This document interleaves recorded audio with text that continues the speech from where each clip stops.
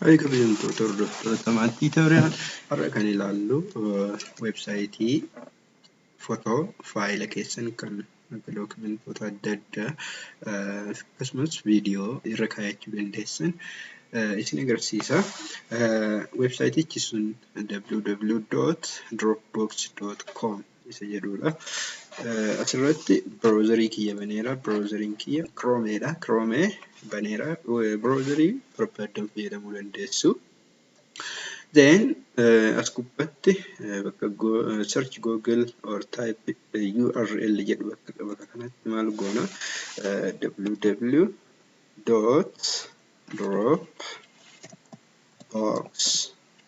www.dropbox.com jennee barreessina jechuudha. www.dropbox.com jennee barreessina. Then enter goona jechuudha. Achi booda inni akkanaa kun nu dhufa asitti sign in ka jedhu tuqna jechuudha. Asitti sign in ka jedhu tuqna.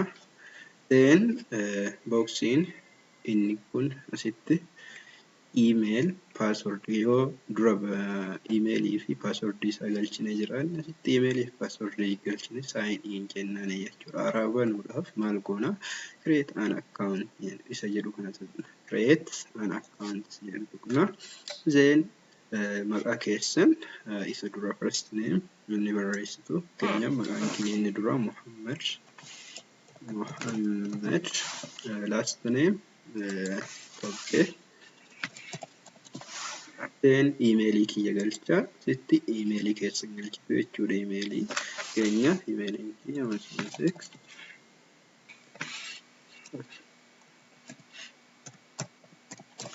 then password keessan galchitu password ofiitti fayyadamtan galchitu jechuudha. Asitti suggesting godhaara yoo barbaadan isa kana use suggested password isa jedhu tuquu dandeessu.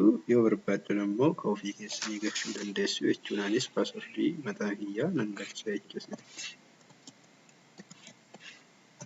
Asitti password galchee jira.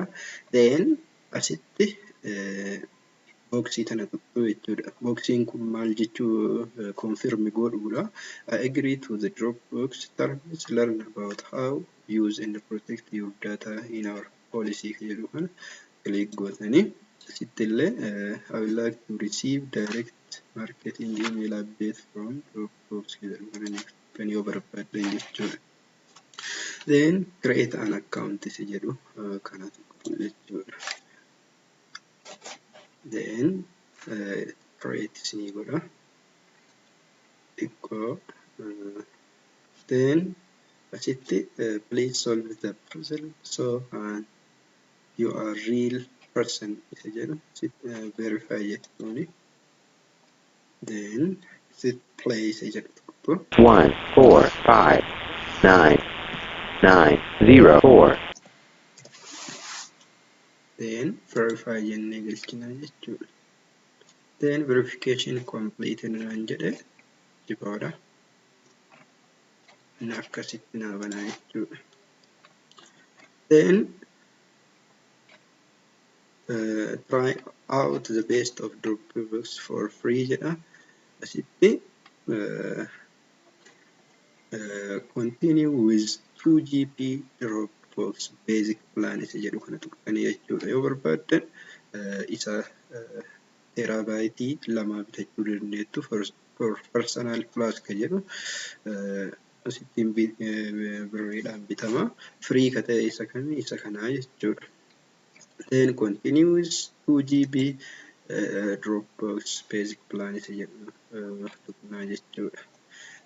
Then asitti isa reef websaayitii reefii san ni galchina www.dropbox.com jennee galchina.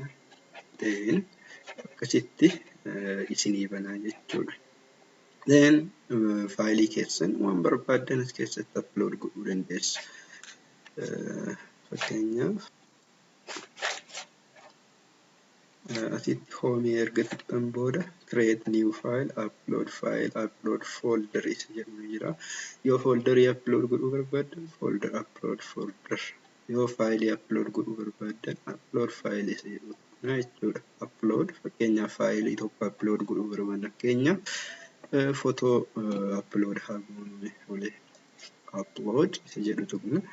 Keenyaaf asitti isa kana tuqne footoo tokko argadhee asitti isa tuqne upload jennaani. Footoon kun upload ta'ee jira. Kun akkasitti argitan before PNG is uploaded. Keenyaaf banuu barbaanne open jennaani asitti. Kun akkasitti footoo kana yeroo barbaannetti login godhaatii ilaaluu dandeenya jechuudha.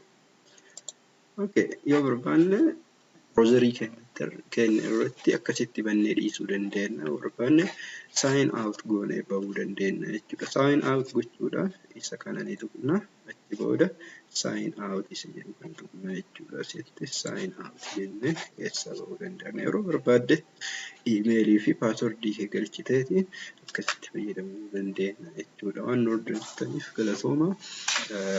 Yoo barumsa kan biroo chaanaalii kanarraa argachuudhaaf subscribe godhaa. Akkasumas hiriyoota keessan akka barumsa kanarraa fayyadamaniif affeeraa isin galatooma.